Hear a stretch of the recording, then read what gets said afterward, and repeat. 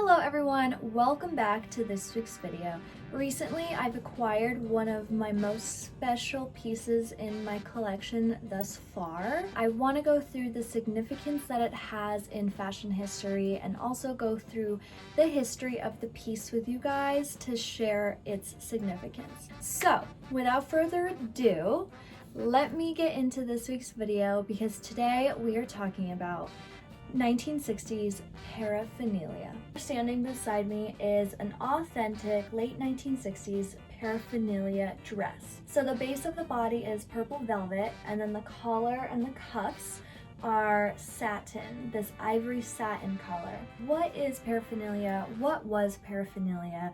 Why today are paraphernalia dresses so desirable? Paraphernalia first started in 1965. The idea started with a man named Paul Young, who was a British man who came to the United States and wanted to bring swinging 60s to America. Paul Young had this idea of bringing a clothing label that was similar to what was happening in Europe with the swinging 60s already happening, and he wanted to bring it to America. So what did Paul Young do?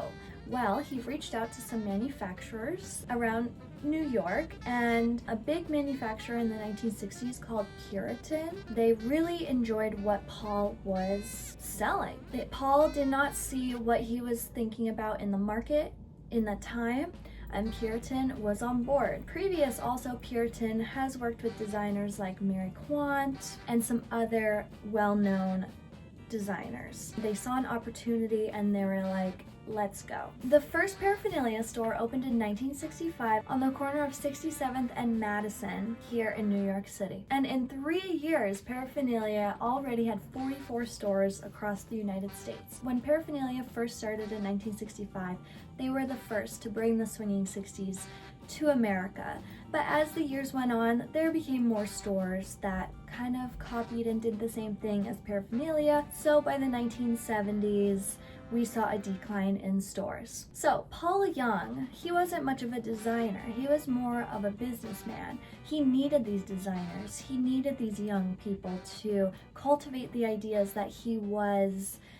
wanting and his envision in his head for paraphernalia. So he reached out to a few designers that just graduated from, let's say, FIT, Parsons, fashion schools, in 1965, fresh designers after graduation to come and work on paraphernalia clothing. Just to list some designers, the first one he reached out to was our girl, Betsy Johnson. This was one of her first labels that she designed when she got out of college. Some other designers that were on the team were Dina Littell, Deanna Du, and Michael Mott. Looking around on the internet, there are some different designers that come up.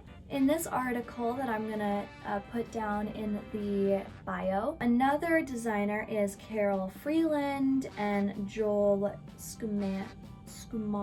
There was only a select few designers that worked on this label, and also Paul Young would import designs from Mary Quant and other British designers to kind of fit the vibe of the store. So when paraphernalia opened in 1965, they had a big grand opening that Andy Warhol himself put together at the store. On opening night, the Velvet Underground performed at paraphernalia, and the way paraphernalia was designed for its customers was nothing like people have ever seen before. Paraphernalia was designed almost like an art gallery. The fashion was treated as an art piece. And also what Paul Young did is, instead of having mannequins in the front display window, he would have real life go-go girls displaying the designs in the windows. This was something that people have never seen before, and they were intrigued. This was the place to go. One thing that paraphernalia was known for was the turnaround. If they had an idea on Monday, they could have it in store by Friday. This was the beginning of fast fashion in the early 60s and so on. So this was the first time ever that people could have an idea and get it in the store by the end of the week. And that's something that paraphernalia really strived on. So I'm gonna read a little bit of this article from the New York Mag. Paraphernalia's young designers did not invent mod, but Young was certainly the first to import it and drop the price. Nothing nothing, says Betsy Johnson, could cost more than a ticket to Puerto Rico, and that was $99. Andre Courrèges, Paco Rabanne, and Pierre Cardin were already fashioning dresses with white leather and plastic discs. Rudy Gernreich was slashing the tops off jersey dresses, but all of this high fashion was very expensive. Most girls with the legs to pull it off were years from affording it. And that's true, that's a true statement. So that's why paraphernalia really took off. During a research trip to Europe, Young became fascinated with London's boutique explosion. Optimized by the phenomenal success of Biba, which opened in 1964, filled the racks of vinyl miniskirts and delirious prints. He was certain that New York was ripe for the concept. Paraphernalia sold clothes that were literally perishable. It was the first era of throwaway clothes. They all kind of fell apart. So that's why it's also pretty rare to have a paraphernalia dress that is still in great condition today. It was a very big turnaround. A lot of American girls loved this idea of bringing the swinging 60s to America. I mean, who wouldn't love that? People like Edie Sedgwick, Jean Shrimpton, Twiggy, all the it girls of that time would go to paraphernalia, and it was very affordable for everybody to purchase.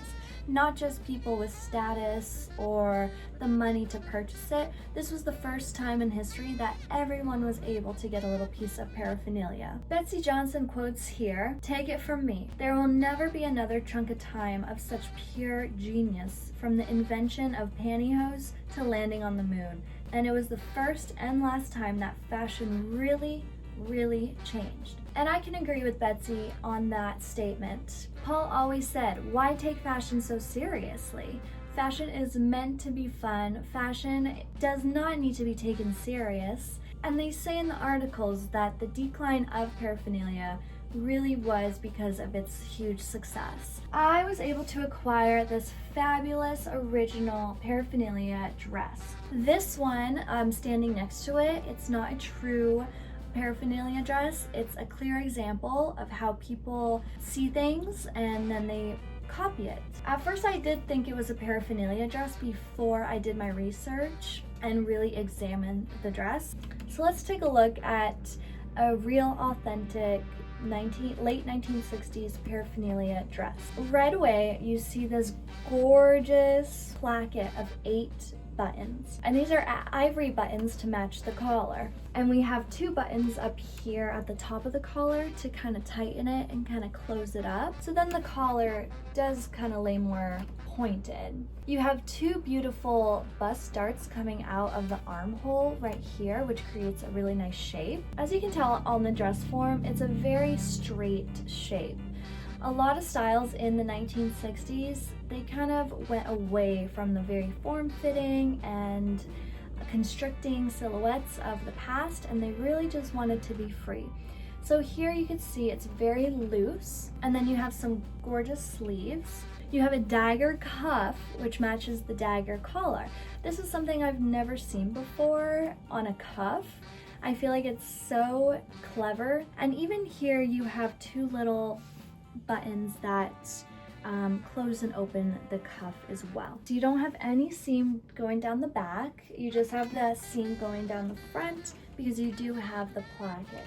Can't believe I have a piece of amazing fashion history in my fingertips. While I was doing my research, I actually found the original advertisement for this piece, and you can see it's a drawn advertisement with the dress literally identical. We'll bring up the dupe, the paraphernalia dupe. Paraphernalia did an exact dress just like this, but a little bit different. So here are the few details that I noticed when I was examining my dress compared to the paraphernalia dress. Number 1 is this closure. It came all the way down here to the middle of the sternum, kind of, and also the neckline was dropped all the way down. It was not as high neck as this piece right here. But the biggest thing that I was like, okay, this is 100% a dupe, is on the center back, we have a zipper. And in the photos that I saw of the paraphernalia dress, they did not have a zipper. Their only opening was at the front. So that's why these button closures were more down here. That just goes to show that a lot of stuff has been copied and is still being copied today from higher designers, and it just trickles down. So this is my paraphernalia tag right here. It's different from other paraphernalia tags because more commonly you will find paraphernalia tags with the designer's name on it, like designed by Betsy Johnson for paraphernalia. So I was pretty shocked that I didn't find any designer label here, but I guess they also made labels like this in the later 60s, which makes sense because the advertisement that I found for my paraphernalia dress is from 1968. Thank you guys for watching. I know it was a different kind of video, but I was super excited to share some fashion history with you guys. And after I acquired my first paraphernalia dress, I thought it was very appropriate. I hope you guys maybe learned something new about fashion history that you might have not have known in the past. Thank you guys so much, and we'll see you guys in the next video.